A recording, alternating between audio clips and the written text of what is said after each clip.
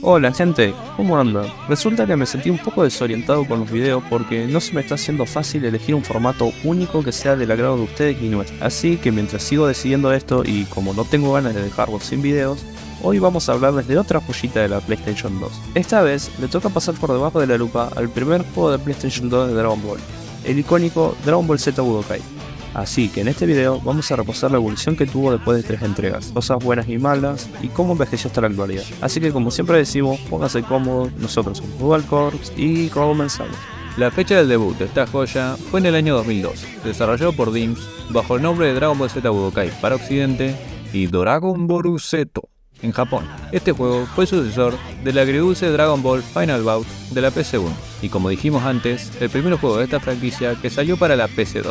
¿Qué podemos decir de este juego? Para empezar, su intro. Fue una locura para la época que enloqueció a los fans. Los desarrolladores recrearon al pie la intro de nuestra infancia, con el motor que utilizaron para el mismo juego. Ya con eso es un detallazo. Hubiera estado espectacular si utilizaban el opening original de la serie. Pero bueno, vamos a conformarnos con lo que nos dieron, porque no fue poco. Por otro lado, tenemos el menú inicial acompañado con dibujos con el mismo estilo artístico del manga. Hasta ahora, demostrando ser un juego bastante detallista, que se vuelve más detallista cuando nos damos cuenta que toda la campaña de este juego está completamente basada y 100% calcada del anime. Los arcos que utilizaron fueron desde la saga de los Saiyajin hasta la saga de Cell, mostrando los combates más icónicos de la franquicia, mayoritariamente a los que tenían a Goku y a Gohan como protagonistas, por lo menos en un inicio. No podemos dejar de resaltar el impresionante trabajo hecho en las cinemáticas del juego. Podemos decir que tiene más de 20 años y que no envejeció nada mal, dejando en claro que los desarrolladores buscaban que tengamos una experiencia lo más parecida a la vista en el anime, poniendo todos los recursos con los que contaban en la misma. Si bien hay una que otra escena controversial, si tenemos en cuenta su antigüedad para el desarrollo de estos juegos, podemos decir que no tienen nada que envidiar a algunas animaciones actuales. La campaña fue la primera que optó por dar indicios de querer utilizar ciertos minijuegos en la historia, cosa que podemos apreciar en el combate contra Raditz, y solamente ahí porque después no siguieron utilizándolo, por lo menos en este título. Además, la campaña estaba dividida por capítulos, que después de completarlos se desbloqueaban capítulos especiales en donde cambiábamos de protagonista y podíamos disfrutar de otros personajes como Vegeta o Piccolo, sin contar con el pequeño agregado de un apartado especial con What If, el clásico modo duelo, el torneo mundial donde conseguías los Zenis y desbloqueabas algunos personajes, un modo práctica y una tienda donde podías intercambiar Zenis por distintas habilidades. Y ustedes pensarán, ¿comprar habilidades? Sí, señoras y señores, este juego también contaba con mecánicas de RPG. Podíamos equipar con ciertas habilidades a nuestro personaje favorito, teniendo así la combinación que nosotros eligiéramos. Igual esto estaba limitado ya que no todas las habilidades eran compatibles para todos los personajes.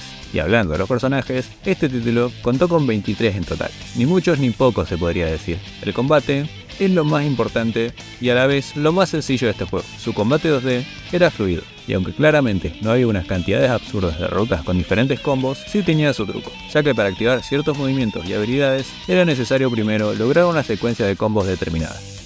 Este título también contó con uno de los choques más épicos, como también ser el primer título de la Play 2, que dio la libertad de transformarse durante el combate, como perder dicha transformación después de un buen cachetazo. Sin duda, un juego muy completo, entretenido y fiel al anime de Dragon Ball Z. Después de las impresionantes ventas del primer título, al año siguiente DIMS no nos haría esperar la secuela. En el año 2003 saldría el Dragon Ball Z Budokai 2 en Occidente o el Dragon Ball Z Tsu en la otra mitad. La secuela del éxito no iba a quedarse atrás en la espectacularidad de intro, y esta vez no es por hacer una copia de la intro original, sino que es por darnos esta belleza. Desde la música hasta la animación y el dibujo. Simplemente una de las mejores intros de los juegos de Dragon Ball de toda la historia. Vi esta intro en tantos compilados con otras canciones, los viejos compilados de Linkin Park y hasta con las nuevas intros del anime. Y en todas queda espectacularmente bien. Ahora, después de apreciar esta belleza, vayamos de lleno al juego. Este contó con una interfaz más simplona que el primer título, aunque también contó con la clásica campaña, o bueno, algo que se asemejaba a la campaña, modo duelo, torneo mundial y el modo entrenamiento. Esta vez un poco más interactivo.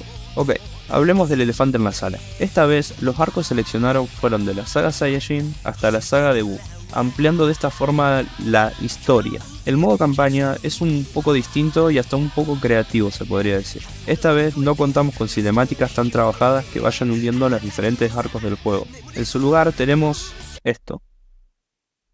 Es algo confuso a primera vista, pero intentaremos explicarlo.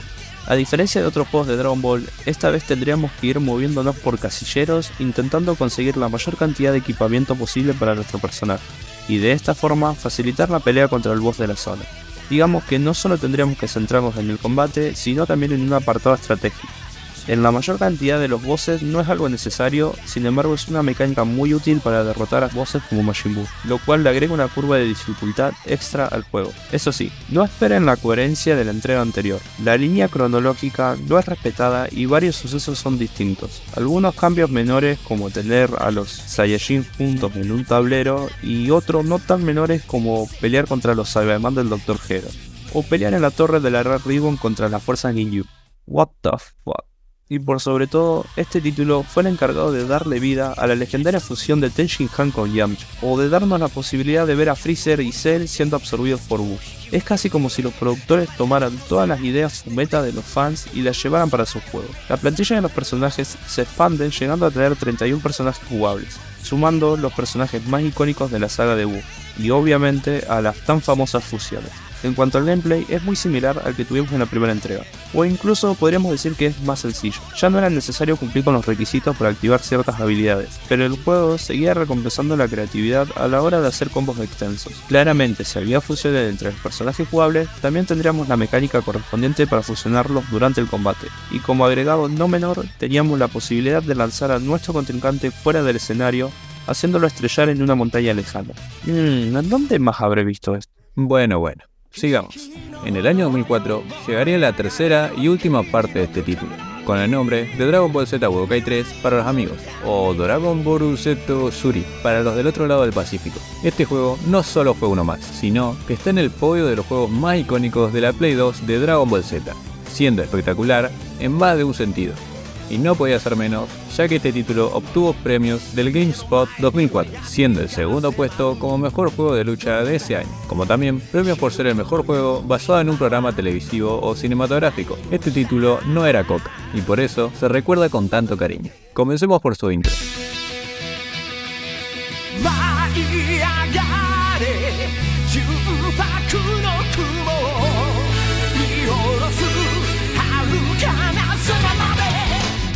No nos pareció más espectacular que la de la segunda entrega en cuanto a animación y dibujo, pero la música, cómo se la sacan con estos temas, la verdad. Qué maravilla de canción.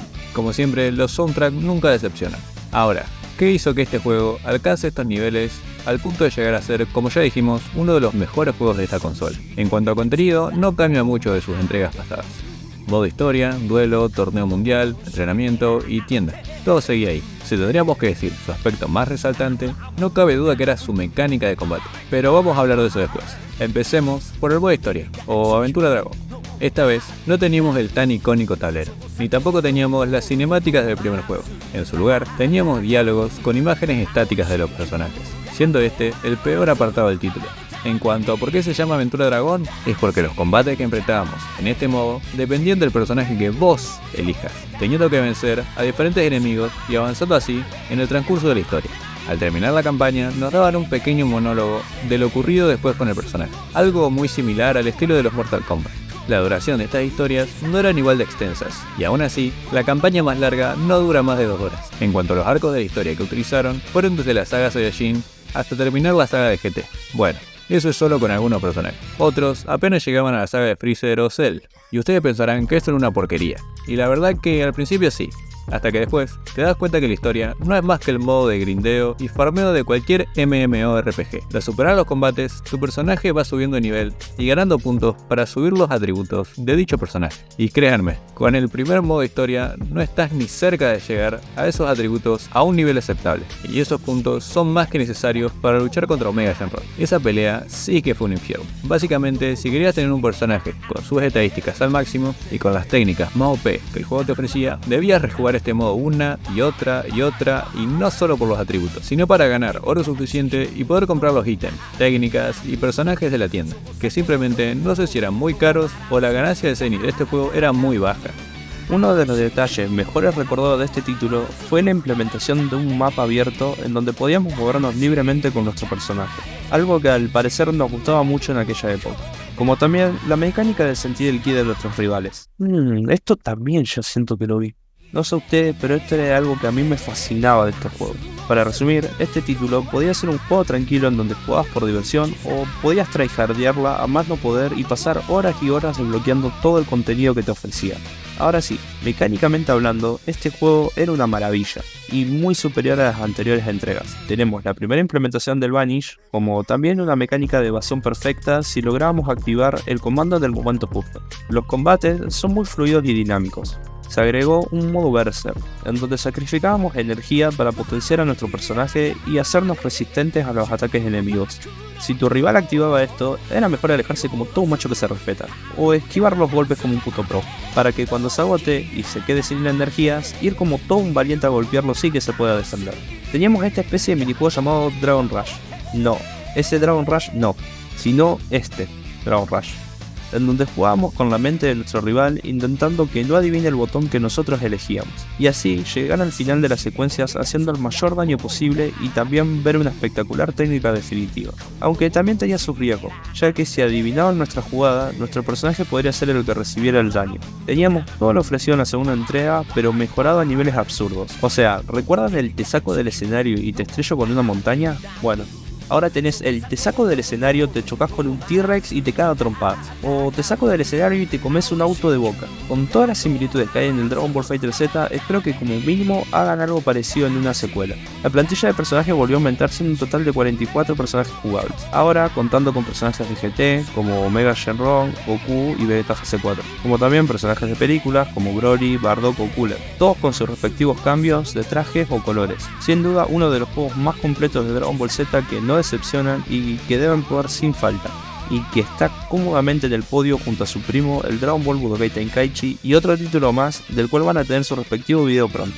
Y hasta acá la evolución de uno de los títulos más icónicos de los años 2000 y un juego que sin duda los fans disfrutaron muchísimo de su tiempo, teniendo muchos combates muy complicados y muchas ideas innovadoras para el género. Esperemos que hayan disfrutado este video. Y si fue así, que lo apoyen con un like y una suscripción. También nos gustaría saber en los comentarios qué les pareció a ustedes esta saga de juegos de Dragon Ball Z. Como siempre, nosotros somos Dual Corps y nos vemos.